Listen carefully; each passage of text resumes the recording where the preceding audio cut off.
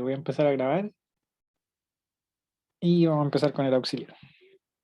Ya, entonces, por lo que tengo entendido con el profe, ya empezaron a ver lo que es viento.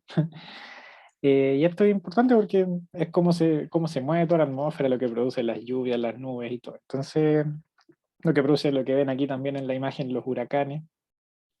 Y también nos explica un poco por qué se ven como estos movimientos que se ven más o menos circulares en la atmósfera, ¿ya? Bueno, aquí alguien, si sabe, más o menos, ¿para dónde creen que está girando el huracán?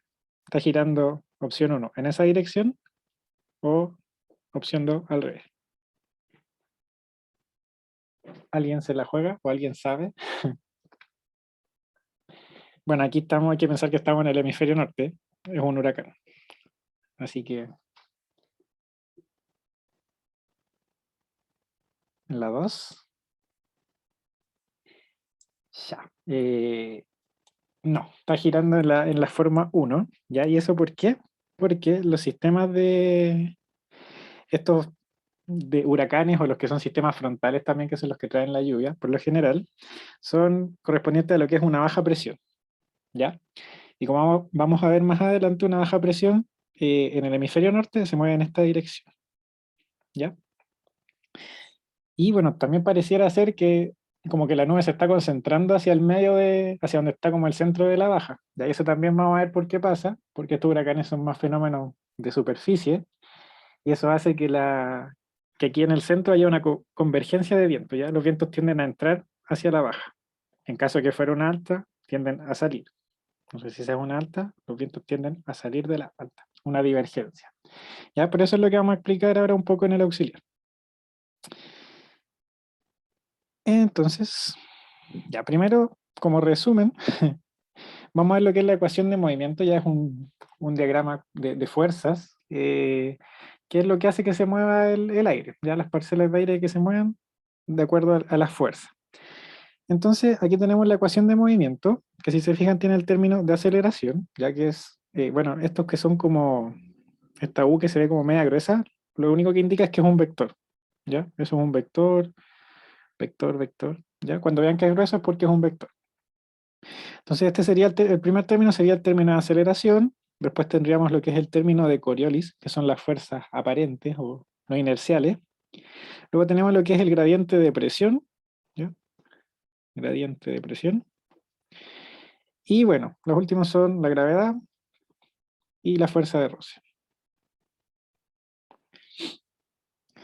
¿Ya? Entonces, eh, lo que uno hace aquí después es separarlo en componentes, ¿ya? Y como la Tierra es esférica, usamos coordenadas esféricas.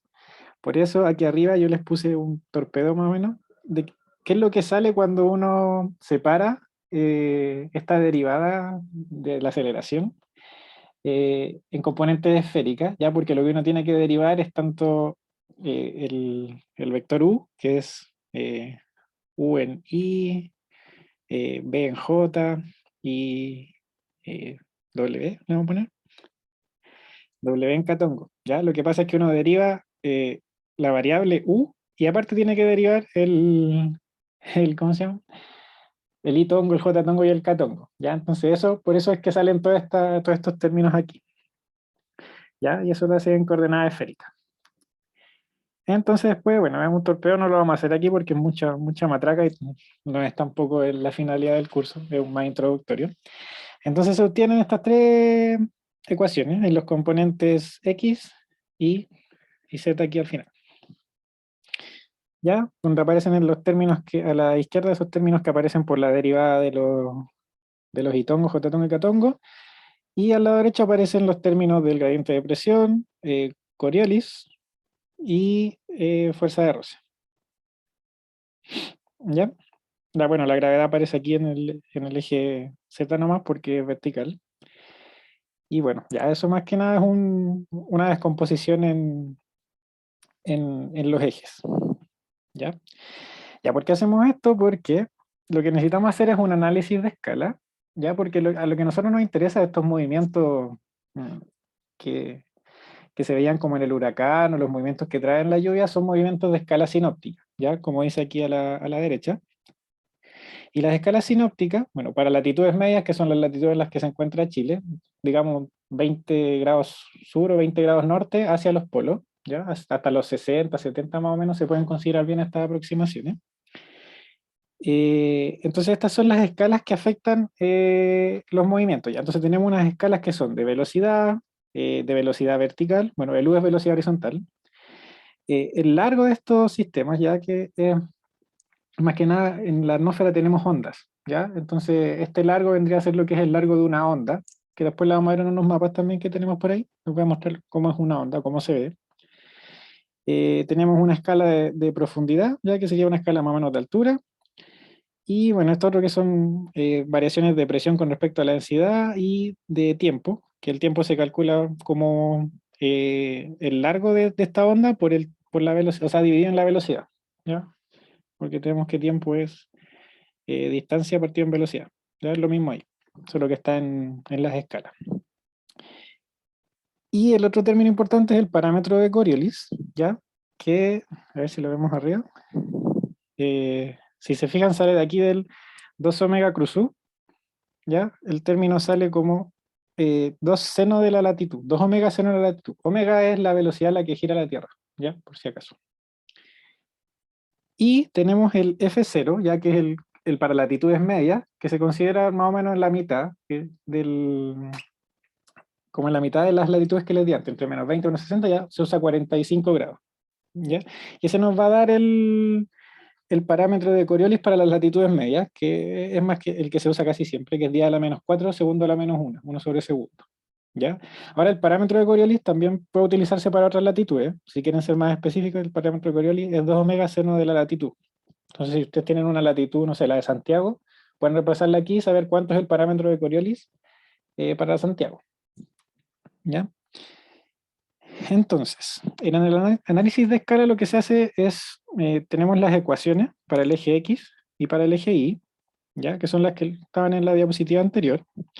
Y lo que se hace es ver a qué escala corresponde, ¿ya? Entonces, cuando tenemos una derivada de la velocidad, la escala que se tiene, sí, es la escala de velocidad al cuadrado, ¿ya? Por eso aquí aparece un U cuadrado.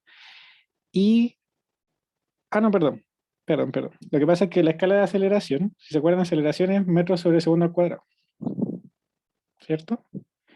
Entonces, esto es lo mismo que escribir, en este caso, U cuadrado sería metros cuadrados, segundo cuadrado, eh, por 1 sobre metro, ya porque es L. Entonces ahí nos queda metros sobre segundo al cuadrado.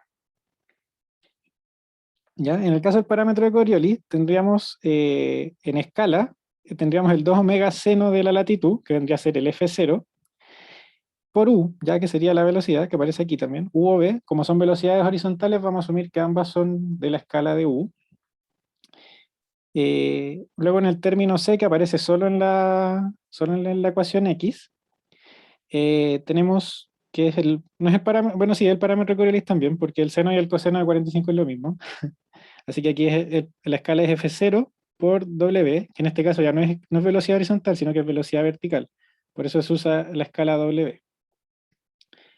Bueno, y los otros términos son los términos que aparecían por la derivada de los itongos, j-tongos. Ya, bueno, ahí simplemente reemplazar el U, el W por la escala, y A vendría siendo una escala el A es el radio de la Tierra, estoy casi seguro que es el radio de la Tierra. Y bueno, ya después están los de el gradiente de presión y la fuerza de roce. Ya la fuerza de roce tiene que ver con el parámetro de viscosidad por la velocidad. Ya bueno, ya cualquier cosa más específica aquí, básicamente estoy tratando de que entiendan un poco por qué se usan esas escalas, pero si quieren ver más específico está el libro este que les puse aquí abajo, que es el Holton, donde se explica bien la derivación paso a paso, pero tampoco, no es como la idea del curso. Lo que quiero que vean aquí es que cuando reemplazamos los valores de las escalas, obtenemos estos valores que aparecen aquí abajo, ¿ya? Y en primera aproximación, los valores más grandes que tenemos son los valores de Coriolis y de la fuerza de presión, ¿ya? Y es por eso que el balance geostrófico se hace entre estas dos fuerzas, ¿ya? O sea, ignoramos todas las otras fuerzas porque son más chicas, y nos quedamos solo con estas dos, que son las que hacen el equilibrio en la escala más grande. ¿Ya? Entonces, en el eje X, lo que nosotros obtenemos es, bueno, vamos a dejar que el 2 omega seno de phi es f, entonces nos va a quedar menos fb igual a menos 1 sobre rho de p de x. ¿Ya? Y en el otro nos va a quedar que es fu igual a menos 1 sobre rho de p de y. ¿Ya?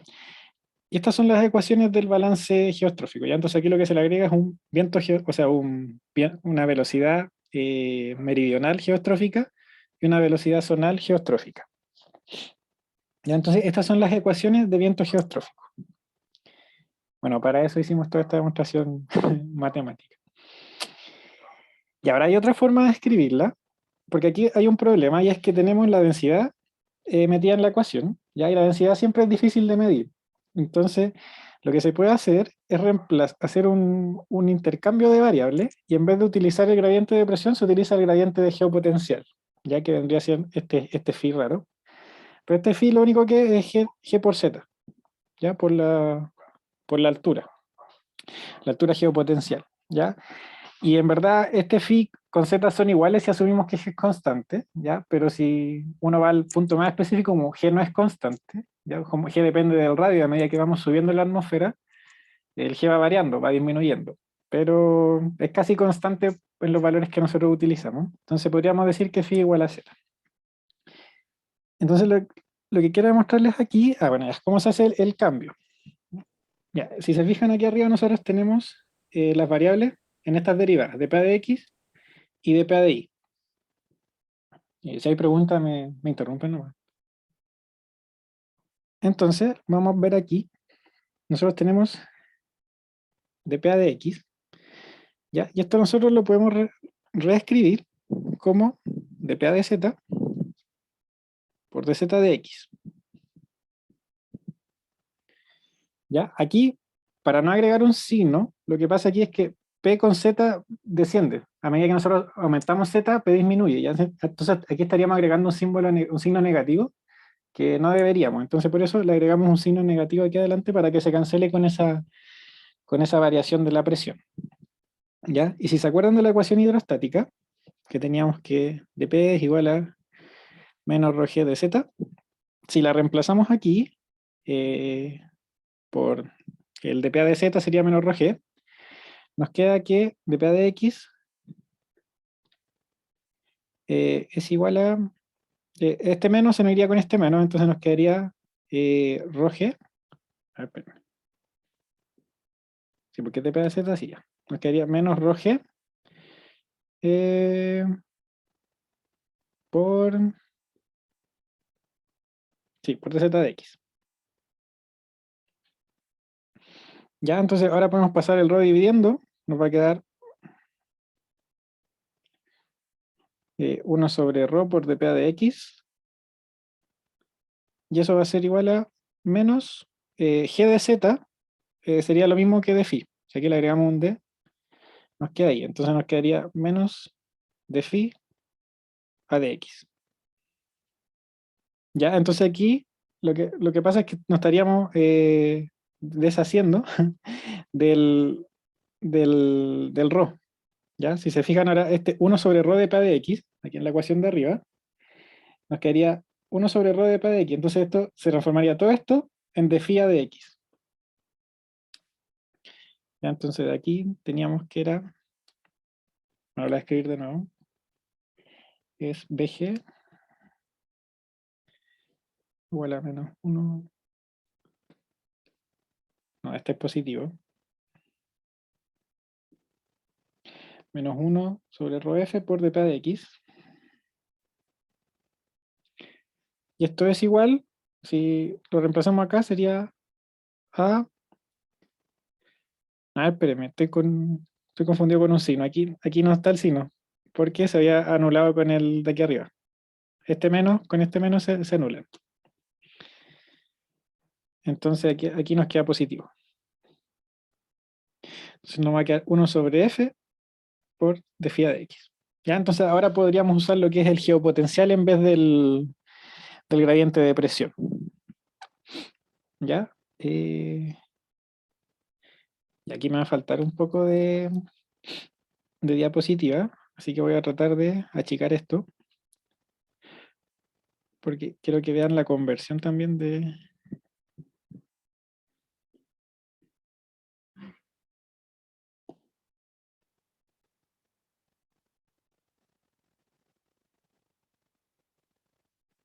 Uy, por ahí. Ya, si esa es la demostración nomás cortita. Ya, ahora lo que vamos a hacer es ver, o sea, ver que esto en verdad pasa en estos mapas que nosotros tenemos. Si se fijan en el mapa de la izquierda, tenemos la presión a la altura al nivel del mar, ya a Z0 metros.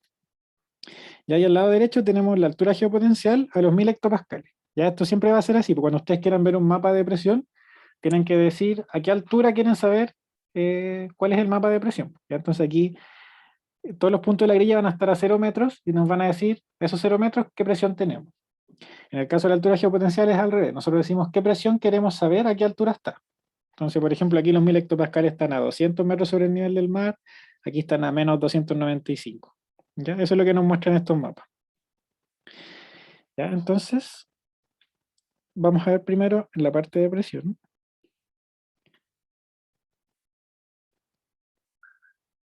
Ya, aquí nosotros tendríamos el eje X, supongamos que el eje X es este, y aquí vamos a poner la presión. Ya, como nosotros tenemos los 0 metros, lo que yo quiero mostrarles aquí es, si nosotros tiramos una línea aquí horizontal, vamos para acá, quiero mostrarles que esta alta que se ve aquí, una alta de la presión, o sea, una alta presión, se corresponde también con una alta de geopotencial. Ya, entonces, ¿qué es lo que vamos a hacer? Mire, si se fijan aquí, supongamos que este punto de más acá y este de más acá son 990 hectopascales. Ya, y aquí al centro, justo en la alta, tenemos, no sé, unos 1030 hectopascales. Entonces, si nosotros tiramos esta línea horizontal, ¿qué es lo que va a pasar? Vamos a pasar de los 990, vamos a ir aumentando. Van a ver los 1000 aquí, después los 1010, los 1030 y así sucesivamente. Y cuando pasemos la alta hacia este lado, va a ir disminuyendo hasta volver a los 990. Entonces, lo que nosotros tenemos es que para el Z0, la presión varía entre, entre los 990 a los 1030. ¿Ya? Y aquí al medio, nosotros tendríamos la alta. ¿Cierto? Si nosotros aquí pusiéramos los puntos del eje X que fuimos marcando, nos daría eso.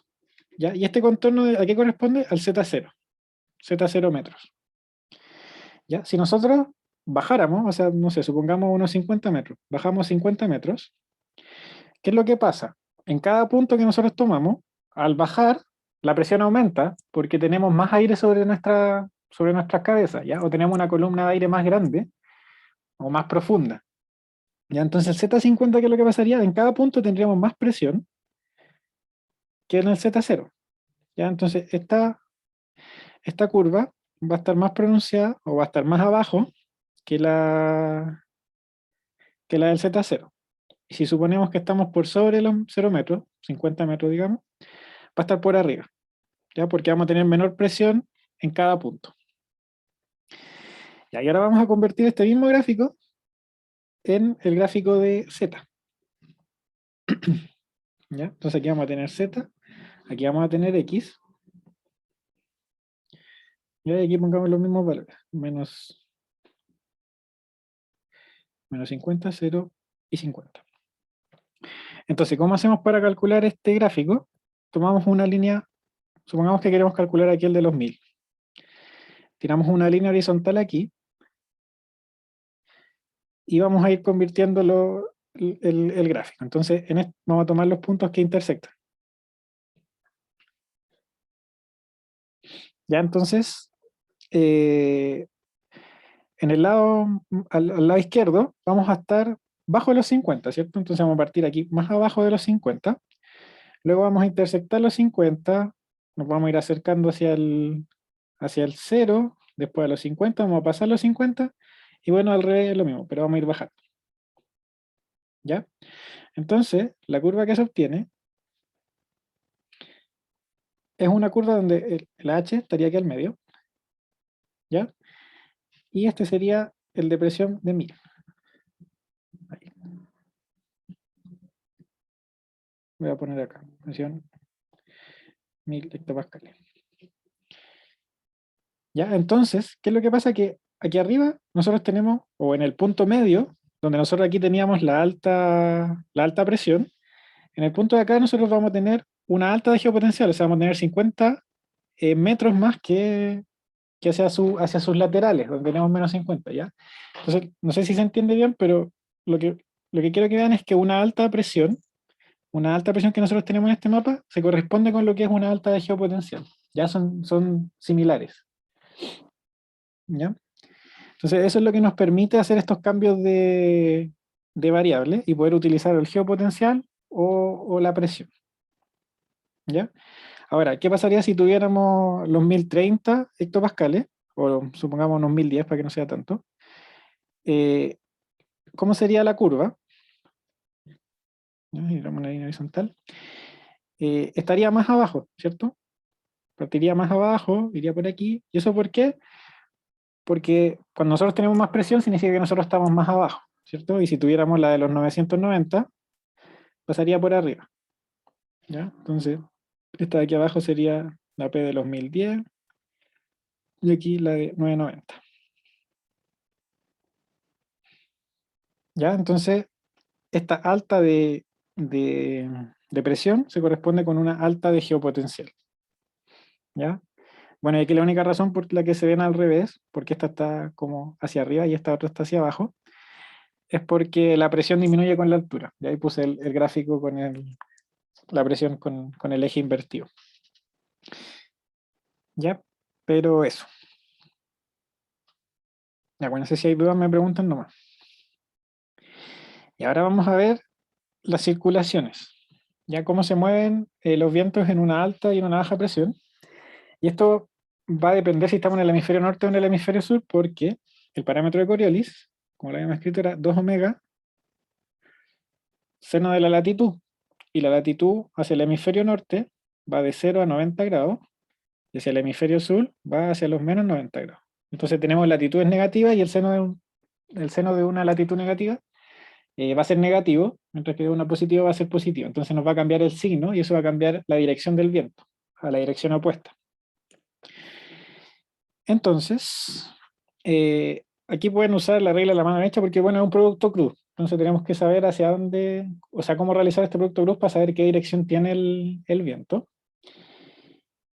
Y hay otra como una regla mnemotécnica, si se podría decir, que es que el viento geostrófico siempre deja en el hemisferio sur las altas presiones a la izquierda y en el hemisferio norte deja las bajas presiones a la izquierda.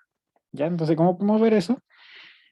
Aquí justo en el medio, en el hemisferio sur, el viento geostrófico siempre deja las altas presiones a la izquierda. ¿Ya? ¿Por qué? Porque el viento se va moviendo hacia el norte, entonces la alta presión queda a nuestra mano izquierda, ¿cierto? En cambio, en el hemisferio norte lo que pasa es que deja las bajas presiones a la izquierda, ¿ya? Entonces giraría hacia el otro lado. Entonces, como si, va viendo, si se dan vuelta en la pantalla, se van a fijar que siguiendo la dirección del viento, les queda la baja presión a la izquierda, ¿ya? Esto lo pueden corroborar haciendo el producto cruz, pueden usar la regla de la mano derecha, creo que es la que se usa, para hacerlo. Pero bueno, si hacemos eso, entonces nosotros siempre vamos a dejar las altas presiones a la izquierda. Entonces, si giramos alrededor de una alta presión, la alta presión siempre tiene que estar a nuestra izquierda, ¿ya? Entonces siempre va a estar, si nosotros seguimos esta dirección, siempre va a estar a nuestra izquierda, ¿ya? Aquí está nuestra izquierda, aquí está nuestra izquierda, aquí a la izquierda y aquí a la izquierda. Y en el caso del hemisferio norte, es la baja la que siempre queda a la izquierda, ¿ya? Por lo tanto, tendría que seguir esta dirección. Y bueno, y la baja y la alta tienen la dirección de los vientos inversa porque depende del gradiente de presión. A medida que nosotros nos vamos acercando a una alta, el gradiente de presión tiene esa dirección. Cuando nos vamos hacia una baja, el gradiente tiene una dirección hacia afuera de la baja. ¿Ya? Ese sería Creo que voy a usar otros colores para que se entienda mejor. pero por ejemplo, a ver, con amarillo vamos a poner lo que es el gradiente de presión. El gradiente de presión en una alta siempre va hacia adentro.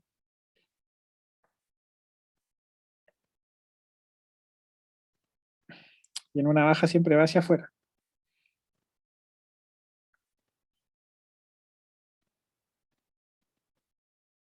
Ya, entonces la línea amarilla es el gradiente de presión. Ya, bueno, y K es un vector que sale de la pizarra. ¿Ya? El vector K sería un puntito así. Creo que así se escriben los vectores. Todavía me acuerdo del plan común. Ya, entonces, eso nos generaría las circulaciones de este tipo. Y en la alta sería al revés. ¿Ya? Aquí iría así. Ya, bueno, esto igual lo tienen que haber visto con el profe. En azul sería el viento geostrófico. Sería el viento geostrófico. ¿Ya? Pero bueno, también se lo pueden aprender de memoria y saber cuál es la dirección de las altas y de las bajas en cada hemisferio. ¿Ya? Después cuando uno mira muchos mapas, en verdad se termina acostumbrando al giro de estas cosas. Entonces, bueno, en el hemisferio norte, si tenemos la baja aquí, la voy a escribir aquí arriba como la circulación, pero la circulación era así, ¿cierto? Entonces, como vimos en la portada, esta era una baja presión, entonces la circulación tiene que ser anticiclónica. ¿Ya? Está correcto, ¿cierto? Sí. Gira hacia la izquierda, en contra de los sentidos del reloj. También es otra que pueden saber, si gira a favor de los sentidos del reloj o contra el sentido del reloj. Y bueno, ¿por qué se le llama? Bueno, no sé si eso lo vieron en clase, pero las bajas son movimientos ciclónicos y las altas son anticiclónicos. Ya, ¿y por qué? Porque ciclónico tiene que ver con la formación de ciclones, que son la formación de nubes y lluvia y todo eso, y las bajas son las que están asociadas a eso. Por lo tanto, por eso se les puso ciclónico. Y los anticiclónicos es porque son lo contrario. Pues las altas presiones normalmente son condiciones más estables y no generan estas nubes de precipitación y todo eso. ¿Ya? Entonces también pueden recordar así. Ya, ahora vamos a ver la fuerza de roce, que la última parte, antes de ver los ejercicios. Ya, para la fuerza de roce, ¿qué es lo que vamos a ver? Vamos a hacer unos contornos de presión. Eh, digamos que este es P0, este es P0 sí, más delta P, este P0 menos delta P. Ya, esto que nos indica que tenemos una alta presión acá y una baja presión acá. Bueno, importante es que el viento geostrófico siempre va a ir a lo largo de las líneas de presión. ¿Ya? Siempre va a ir en esta dirección o en la otra, dependiendo del hemisferio, pero nunca va a cruzar. ¿Ya? El viento geostrófico.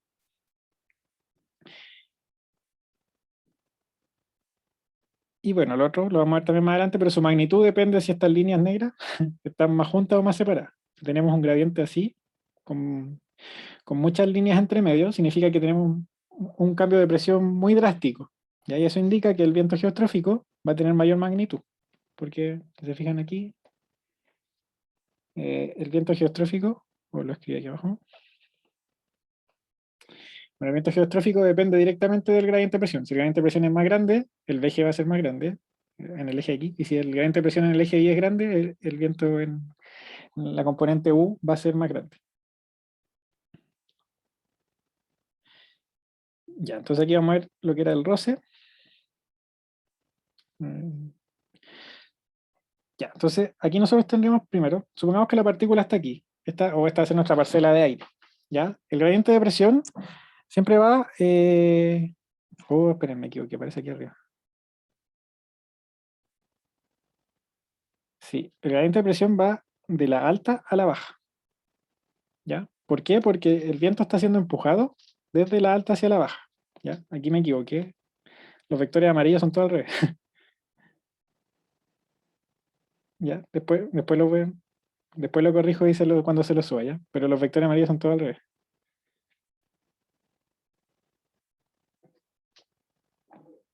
Oye, hagámoslo al tiro. La interpresión va de la alta hacia la baja. Entonces de la alta salen, de la baja entran.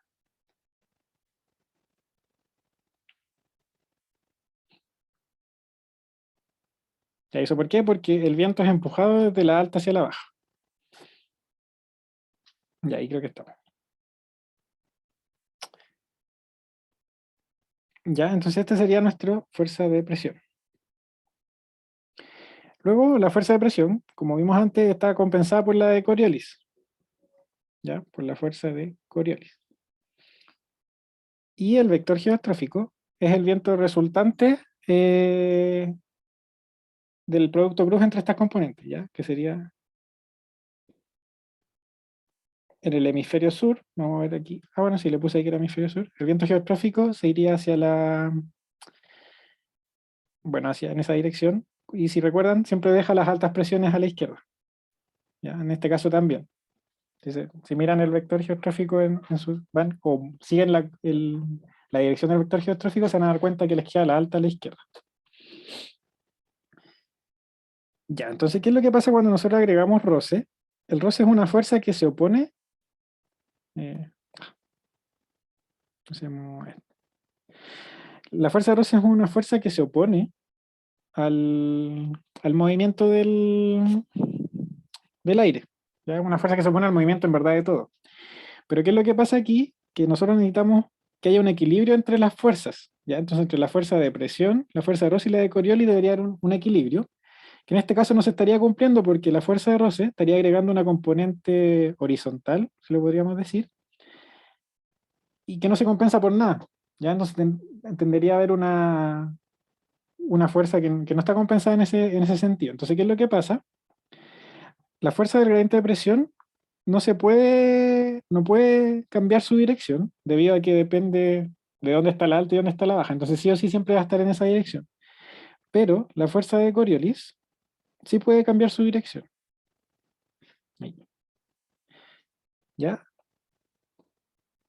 Y la fuerza de Coriolis gira para compensar lo que es la fuerza de Rosse. Entonces la fuerza de Coriolis se desvía un poco hacia en este caso hacia el sur, y la fuerza de Rosse,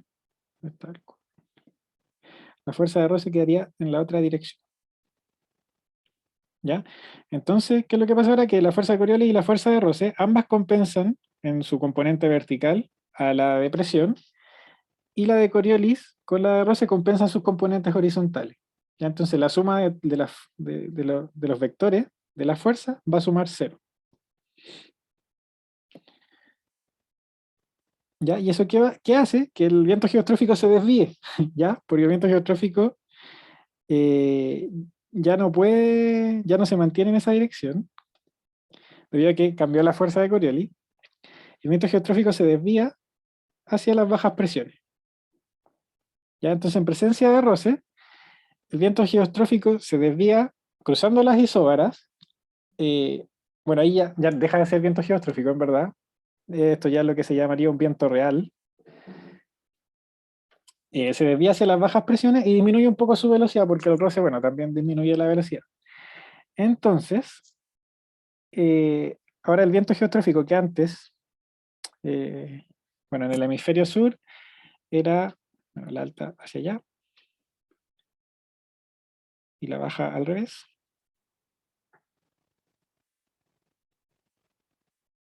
Corroboremos. Y está bien.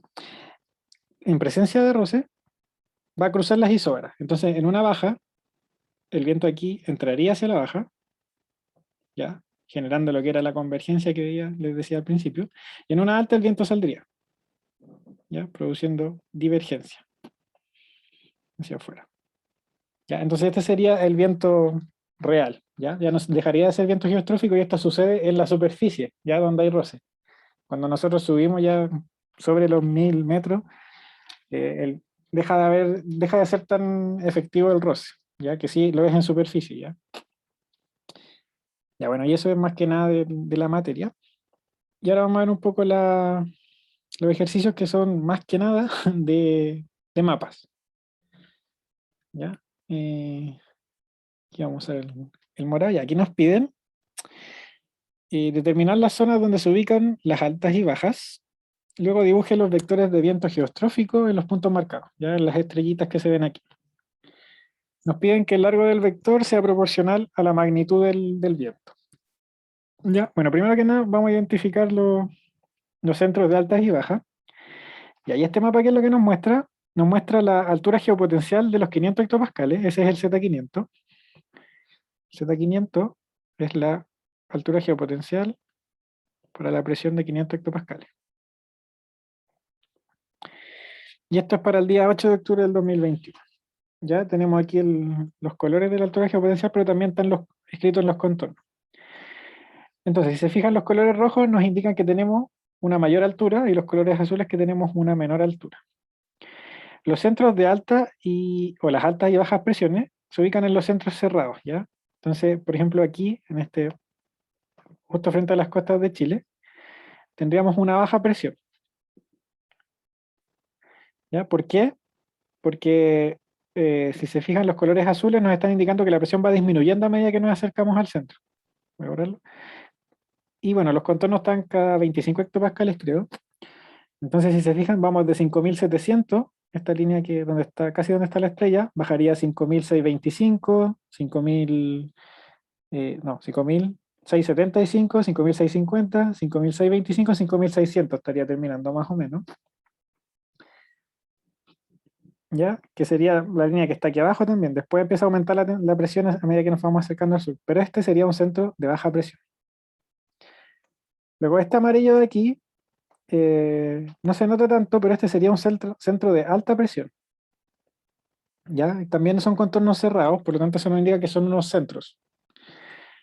¿Ya? Y si se fijan, el color de adentro es un poco más amarillo, lo que nos indica que va acercándose hacia los colores naranja, mayor, mayor geopotencial. Y sí, bueno, si recuerdan, geopotencial y presión es lo mismo, así que son centros de alta presión también, o de baja presión. Aquí en el hemisferio norte tendríamos estos colores rojos que también indicarían un centro, una alta.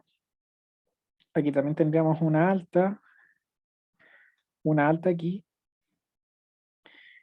Y bueno, por acá tendríamos otra.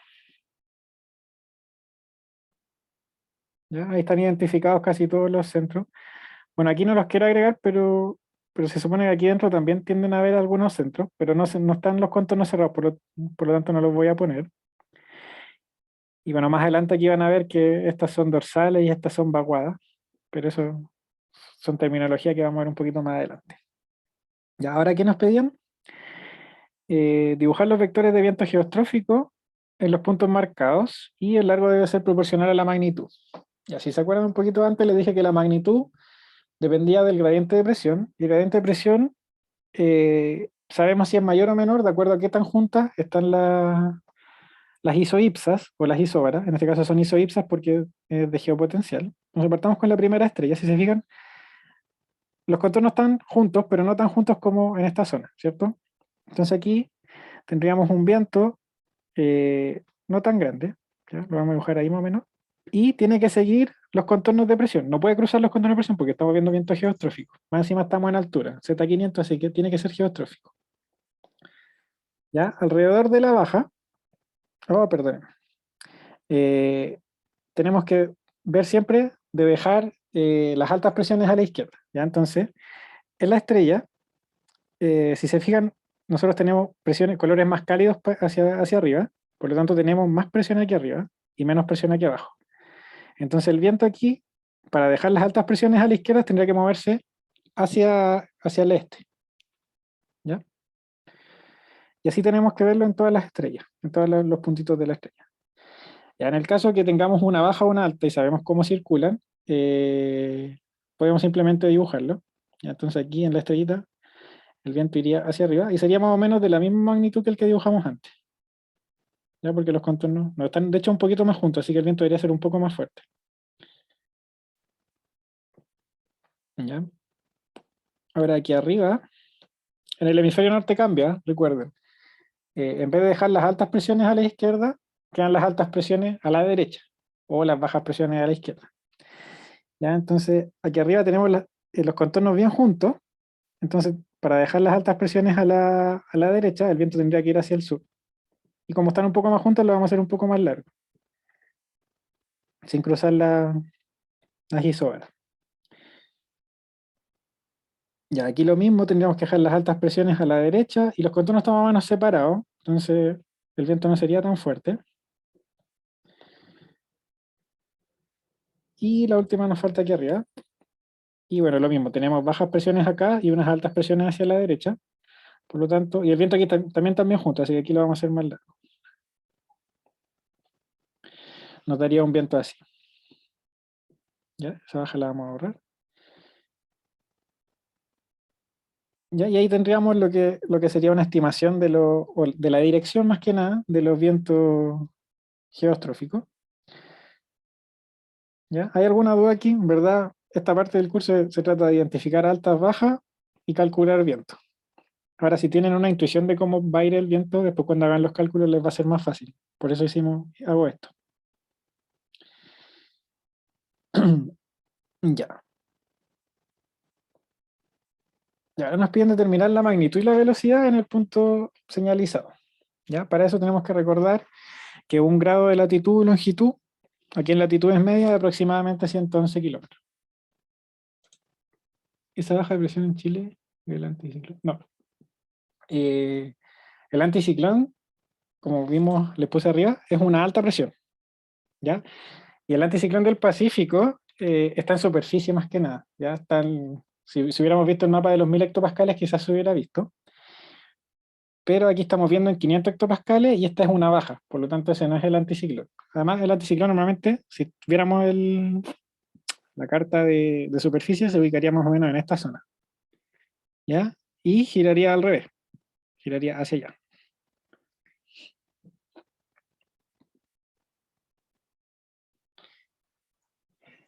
Ya. Uy. Ya, entonces ahora vamos a hacer el cálculo, ya que esta otra parte importante, porque normalmente el profe lo pregunta en controles. Y para hacer el cálculo de viento geostrófico, lo que vamos a utilizar son la grilla, ¿ya? Y los valores de los contornos. Entonces, si nosotros queremos calcular el valor del viento en la estrella, lo que tenemos que hacer es calcular los gradientes de presión, ¿ya? Entonces, ¿cómo podemos calcular los gradientes de presión? Tomando un punto a la izquierda, un punto a la derecha, y bueno, un punto arriba y un punto abajo, pero en este caso vamos a asumir que arriba y abajo la presión es la misma, porque va casi por el mismo contorno. Entonces vamos a tener solamente un gradiente de presión horizontal. Ya, entonces si se fijan aquí, esta distancia es aproximadamente 10 grados de longitud. Ahí si se fijan es más o menos la misma distancia, así que vamos a asumir que son 10 grados de longitud. Ahí, son 10 grados. Y lo que tenemos que ver es el cambio de presión. Entonces, este contorno es el de los 5.750 y este es el de los 5.650, 5.625. ¿Ya? Entonces tenemos una variación de 125 hectopascales en 10 grados de longitud. Ya, este sería nuestro de P a dx. ¿Ya? Ahora, aquí tienen que fijarse bien, nuestro eje X va en esa dirección, ¿cierto? Entonces, en esa dirección el gradiente va disminuyendo. Por lo tanto, disminuyen 125 hectopascales en 10 grados de longitud. ¿Ya? ¿Y eso por qué? Porque el eje X va de izquierda a derecha. Ya pasaría lo mismo en la latitud. La latitud normalmente se toma como que el eje es en esa dirección. Ya el eje Y. Ya, pero en este caso no lo necesitamos. Entonces, eh, vamos a calcular aquí abajo la magnitud del viento geostrófico. Ya entonces, el viento geostrófico, ya sabemos que el VG, el viento meridional, no, perdón.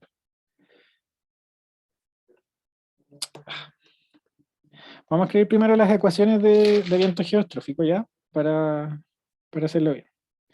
Tenemos que el UG era, bueno, perdón, aquí no son hectopascales. son metros, porque estamos viendo el mapa de altura geopotencial. Entonces tenemos que usar las ecuaciones que utilizan el geopotencial. Entonces esas eran 1 sobre F, el U menos, por el geopotencial con respecto a I. Y el VG era 1 sobre F por el geopotencial con respecto a X. Ya son cruzadas. Bueno, y el F, que acuérdense, era 2 omega seno de la latitud. Ya en este caso lo podemos calcular o podemos usar que F se aproxima en latitudes medias a 10 a la menos 4, 1 sobre segundo.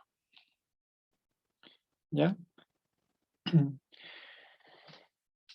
Entonces, como dijimos que este es de phi, como dijimos que de phi a de I lo íbamos a considerar 0, porque casi no varía, tenemos que el U va a ser 0. El viento geostrófico en U va a ser 0. Y en B va a ser 1 sobre F, que en este caso lo vamos a asumir como 10 a la menos 4, 1 sobre segundo, por la variación de geopotencia con respecto a X, que era menos 125. Hay que recordar que el F en el hemisferio sur es negativo, ¿ya?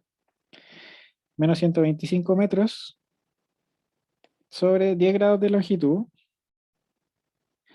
y eso lo tenemos que multiplicar por 111 kilómetros, ya que serían 111.000 metros, para que nos queden las mismas unidades. Y ya, tendríamos que calcular. Voy a usar el celular porque no tengo calculadora. Vamos a hacer el cálculo rápido. Nos quedaría menos 125 dividido en 10 a la 3, que sería 1000. Y eso, no, a ver, me equivoqué. En 10 a la menos 5. Ya, perdón. Menos 125 sería por 10 por 1000. Y eso dividido en 111.000. Ya, eso nos da un viento geostrófico de menos 1.13 metros por segundo. Ya, así que no me falla la calculadora. Y eso que nos está indicando que es un viento en el eje Y que va hacia el sur. ¿Ya? Y en la estrellita, voy a borrar aquí nos estaría indicando que es un viento que va en esa dirección. ¿Ya? ¿Estamos en lo correcto? No, a ver. No, en la estrellita habíamos supuesto que iba hacia el otro lado. En algún signo me equivoqué. Ah, ya, porque está el signo de abajo, ese menos que no lo consideré. Ya, entonces el menos de arriba se nos va con el menos de Coriolis. Ya, entonces nos queda un viento de 1,13 positivo. Ya, un viento norte que va hacia el norte. Ya, y bueno, ahí sí estaría correcto con lo que habíamos estimado antes o con lo que sabemos de las bajas. Sería un viento que va hacia el norte de 1.13 metros por segundo.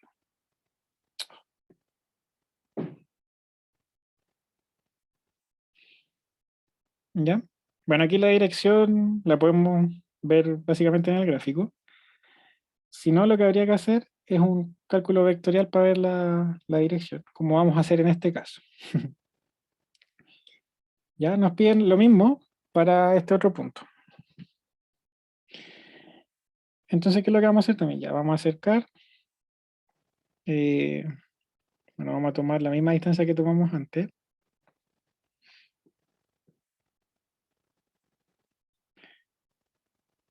eh, por ahí.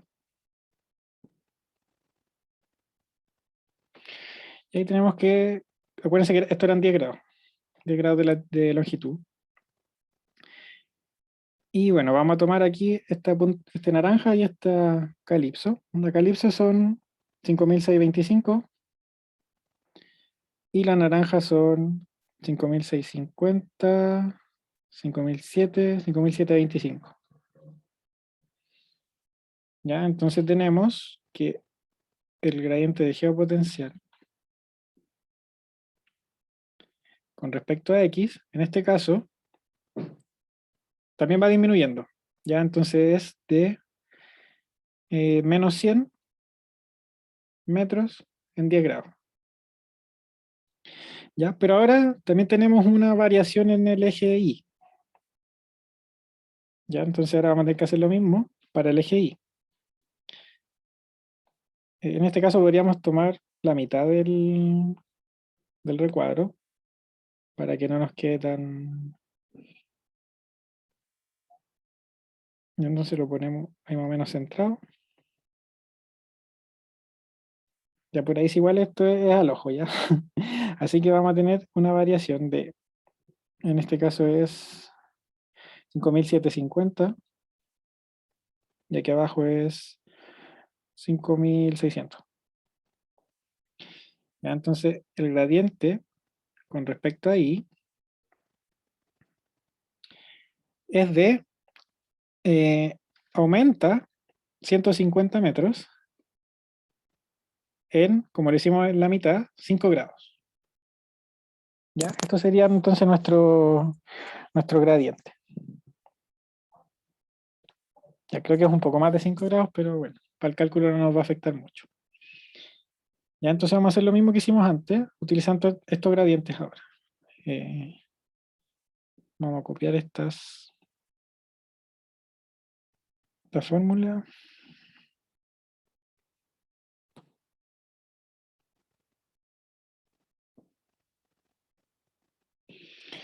Ya, y los gradientes eran, bueno, calculemos al tiro.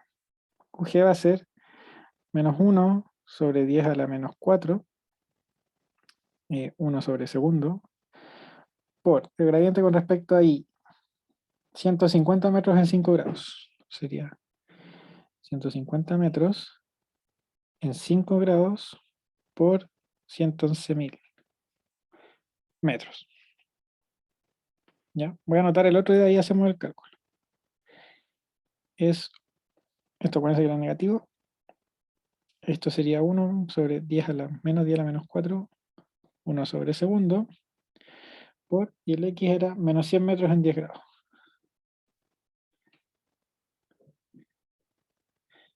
10 por 111.000 metros. Ya, entonces ahora hay que tener cuidado con los signos. Bueno, ambos nos van a quedar positivos, por lo que veo. Sí, ambos nos van a quedar positivos, así que ya no me confundo con los signos. Nos queda 150 por 10.000 dividido en 5 y dividido en 111.000. Ya, el U nos queda de 2,7 metros por segundo, positivo, y el otro nos va a quedar de 100 por 1000 dividido en 111.000. Ya nos quedó chiquitito igual este, de 0,1 metros por segundo. Ya, y ambos nos quedaron positivos. Así que, bueno, ahora esto ya más que nada vectorial, pero la magnitud del viento, o sea, del viento horizontal, que en este caso es U así, la magnitud es, como ya saben, la euclidiana creo que se llama, pero es 2,7 al cuadrado más 0,1 al cuadrado en raíz cuadrada. Y eso nos va a dar la magnitud, que en este caso va a ser 2,7 por 2,7 igual 1 y raíz de 7,20. Ya bueno, nos queda como el viento en el eje del viento B, nos quedó muy chico, nos da casi lo mismo que el viento zonal, la magnitud. Y la dirección, ya, lo vamos a hacer aquí,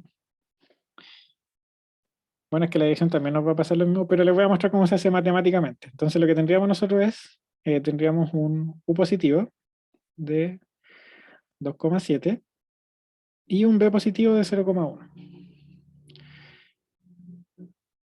¿Cierto? Sí.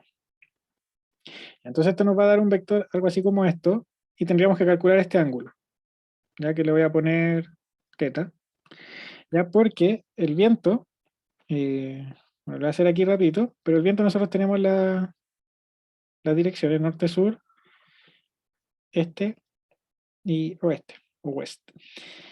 Entonces, si nosotros tenemos un viento en esta dirección, es un viento que tiene, no sé, digamos unos 20 grados. ¿Ya? Si estamos en el este es un viento de 90 grados. ¿Ya? Hacia el sur son 180 grados, hacia el oeste 270 y bueno, cuando volvemos al norte son 360 nuevamente. Pero el viento norte son 360 o 0 grados. ¿Ya? Entonces es como si el vector fuera dando las vueltas así. ¿Ya? Hacia allá va aumentando el ángulo. Entonces eso es lo que nosotros tenemos que calcular. Bueno, igual esto lo podría achicar. Déjame ahí.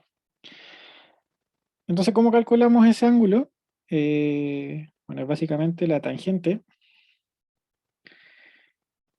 de el seno partido en el coseno, sí, sería 2,7 sobre 0,1. Ya, y eso nos daría, por aquí lo tengo en grado, creo que no me va a dar bien. 2,7 dividido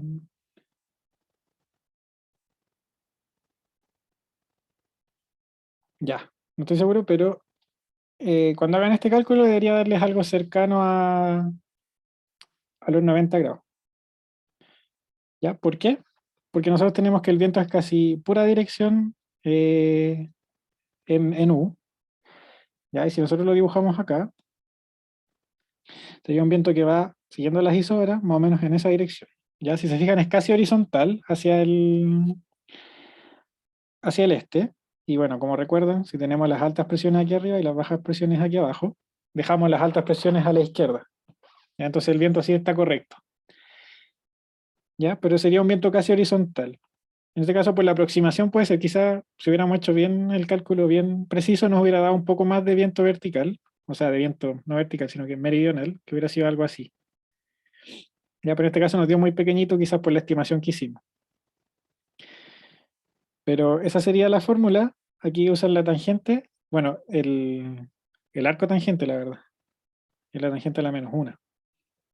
Y les debería dar el ángulo que, de dirección que tiene, ¿ya? Lo único que tienen que fijarse bien es poner bien estos vectores. O sea, si tuvieran un viento que va, no sé, hacia el sur y hacia el oeste, tienen que dibujarlo así, ponen la tangente de este ángulo, ¿ya? Y le suman, en este caso serían sumarle 180, ¿ya? Que sería sumarle todo el recorrido de norte a sur. Y se le agrega este angulito de aquí, que sería el faltante para que les dé el ángulo bien de viento. ¿Ya? Ya con eso estaríamos con ese. Ya, y el último ejercicio, y fin ya, nos dice, dibuje los vectores de viento real alrededor de la baja al sur de Isla de Pascua. Ya, bueno, esta Isla de Pascua, vamos a hacerle eso. Ya, pero tenemos esta zona, Isla de Pascua, y tenemos al sur una baja. Entonces nos piden, ¿con qué lo voy a hacer? Con amarillo, creo. Nos piden dibujar el viento real, ¿ya? Y bueno, aquí abajo también dice que es la carta de presión a nivel del mar, o sea que estamos en superficie, ¿ya? Por lo tanto, podemos calcular el viento real asumiendo que hay roce, ¿ya? Y si recuerdan, vimos que cuando hay una baja presión, el viento con roce se desvía hacia adentro de la baja presión. Ya esto es básicamente también porque encuentra menos resistencia. Donde hay baja presión es porque hay menos aire, entonces el viento tiende a irse a donde es más fácil, Si al otro lado hay alta presión, hay harto aire que te está empujando o que no te deja pasar para allá, el aire va a tender a irse hacia la baja. Ahora tenemos que recordar cómo circulaba el aire de acuerdo a una baja presión. El aire circulaba así, ¿cierto? En movimiento anticiclónico. ¿Ya? Pero ese sería el viento geostrófico. El viento real, vamos a poner en rojo, tiende a cruzar hacia adentro. ¿Ya? Entonces el viento real se dibujaría algo así. ¿Ya? Y acá adentro también tendería a irse hacia adentro. ¿Ya? Entonces en rojo, el viento real. Y en amarillo, el geostrófico. ¿Ya? Y bueno, eso sería todo. Más que nada los ejercicios son así como estos, ¿ya? Si el profe les va a poner un mapa y les va a decir, calculen el viento geostrófico o dibujen las líneas de viento. Ahí tienen que fijarse si están en superficie, si están en altura, cuál es el viento geostrófico, si están en el hemisferio norte, hemisferio sur, todo lo que vimos en este auxiliar. ¿Ya? ¿Tienen dudas de alguno ejercicio? ¿O de la materia que vimos al principio? Y ahora en un ratito les subo entonces esta presentación con los comentarios y las resoluciones y estaríamos listos. Pregunta. Sí, o sea, sí porque es casi puro, sí, creo que el C2 va a ser puro viento. Como les decía, después van a ver también lo que son las vaguadas, las dorsales. Ah, eso no les mostré. Bueno, pero aquí se ve, nota más o menos bien. Estas son las ondas a las que yo me refería antes. Si se fijan aquí, se ven como estas ondas, y estas se repiten en toda la atmósfera, ¿ya? Entonces, la escala que nosotros veíamos, esa L, que eran, a ver, aquí arriba está, 10 a las 6 metros, son 1000 kilómetros. 1000 kilómetros, sí. Son más o menos esta distancia, la distancia que hay entre dos valles, o sea, entre dos puntos. Eso serían algo así como 1000 kilómetros. Ya esa sería la escala sinóptica. ¿Ya? Más o menos. Y esta escala es la que tarda en tiempo, más o menos también lo que ponía ahí, una semana, que eran como 10 a las 5 segundos. Sí, el tiempo también son 10 a las 5 segundos, que eso es más o menos lo que es una semana. Uy, se quedó pegado. Ahí. Esta escala de tiempo que son más o menos una semana. ¿Ya? Entonces esas son las escalas sinópticas y las latitudes medias, bueno, son las latitudes que estábamos viendo, porque le decían entre -20 y, y -60, -70 grados puede ser más o menos. ¿Ya? Ya, y eso. ¿Hay más preguntas? Si no, están libres.